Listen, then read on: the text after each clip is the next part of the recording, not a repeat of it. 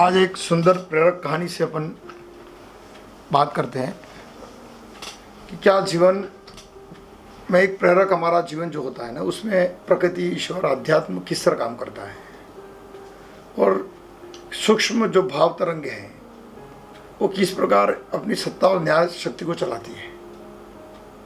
क्योंकि जीवन की जो न्याय शक्ति है ना, उसी में प्रकृति टिकती है। घटना है एक मलंग बाबा की। एक बाबा थे जो पूजा पाठ करते, घर बार सब त्याग चुके थे, बस मस्ताने स्वभाव के, और स्वभाव ऐसा जिंदा दिली का कि बच्चे बहुत प्रेम करते हैं उनको। मंदिर के आसपास बच्चे खेलने चले जाते और बाबा उनको प्रसाद अरसाद जो भी उनके पास था बांटते रहते हैं, और दिन भर एक मस्ती का आलम उनका चलता रहता। घंटों भक्तिभाव में कभी लीन रहते तो कभी पहाड़ों में प्रकृति की भक्ति करते रहते हैं।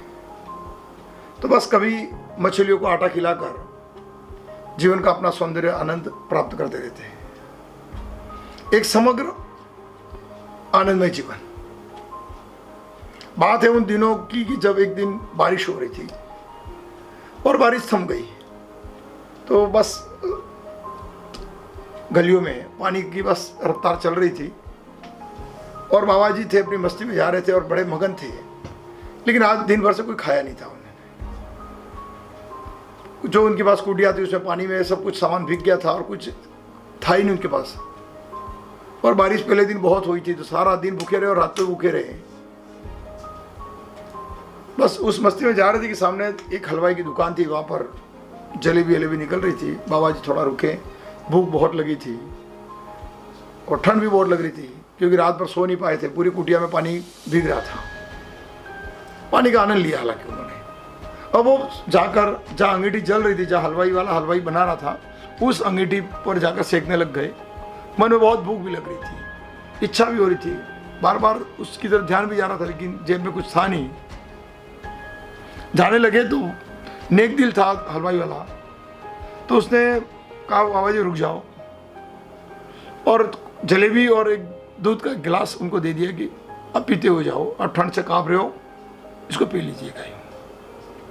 बाबा जी तो जलेबी भी खा ली और दूध भी पी लिया और फिर धीरे धीरे चलने लगे और मस्ती से बस उसी पानी में कूदते हुए जा रहे थे, छपाक छपाक छपाक, और बस बड़ा आनंद आ रहा था उनको। और ऊपर वाले को दुआ दे रहे थे, हलवाई वाले को भी। क्या जीवन दिया है यार।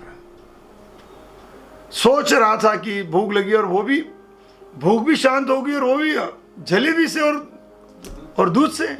तेरा न्याय भी और तेरा क्या खेल है प्रभु। हलवाई वाले का भला करना। और बस छपाक छपाक कर रहे थे, कुछ दो लड़के भी आ गए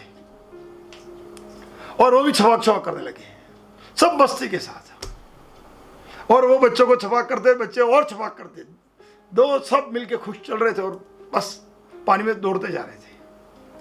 अब इस छपाक छपाक के चक्कर में क्या हुआ कि पीछे से एक जोड़ा आ रहा था। नव दंपति थे, शायद अभी अभी शादी हुई थी उनकी।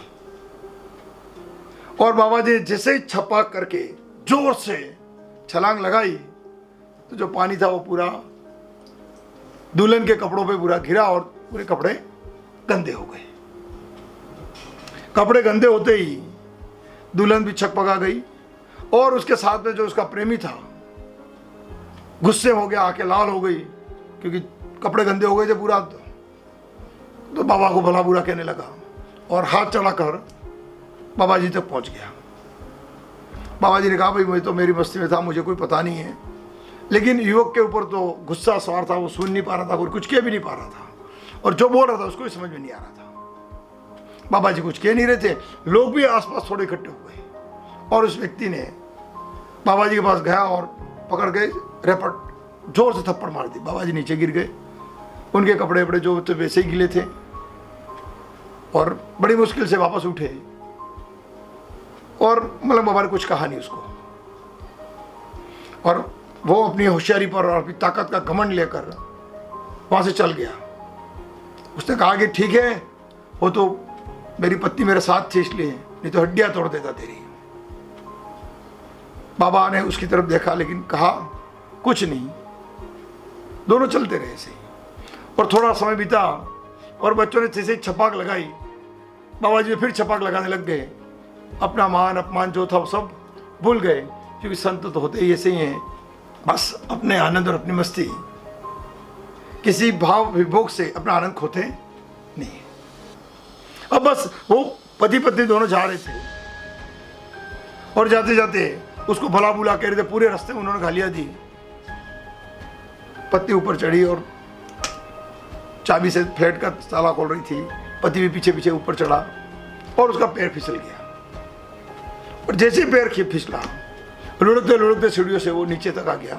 पत्नी दौड़ी, उसको आसपास दौड़े, कुछ लोग भी दौड़े, लेकिन खून इतना बहा था कि उसकी मृत्यु हो गई।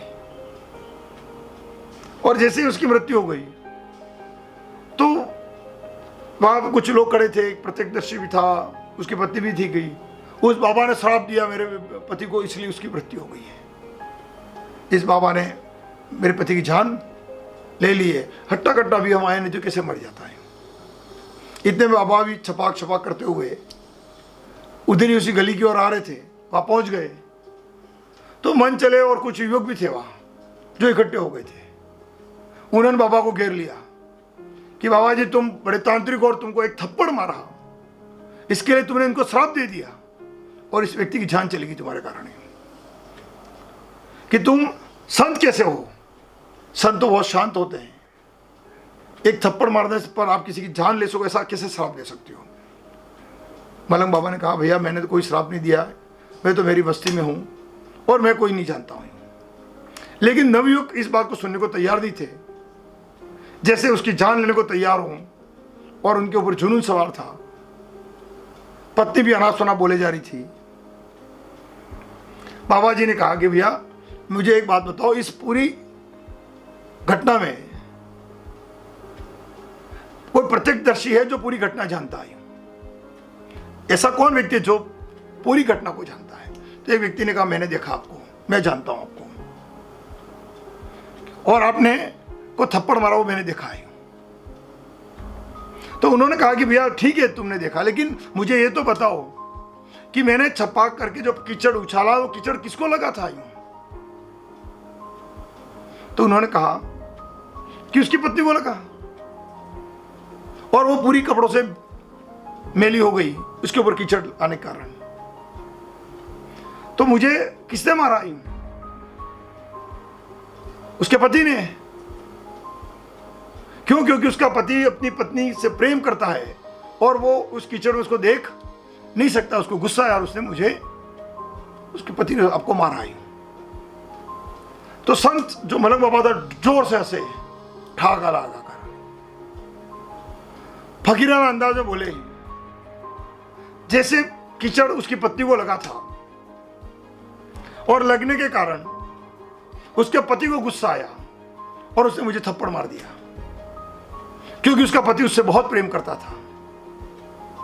शायद मुझसे भी कोई प्रेम करने वाला है, तो मुझे उसने थप्पड़ मारा तो उसको गुस्सा आ गया है और उसने क्या सजा दी मैं नहीं जानता। मैंने कोई श्राप नहीं दिया है। शायद मैं से भी कोई प्रेम करता है और उस प्रेम के कारण उसने मुझे थप्पड़ मारा, उसको वो सहन नहीं कर पाया। मैंने कीचड़ उछाला था, कपड़े नए आ सकते थे, तो भी उसने मुझे थप्पड़ मार दिया।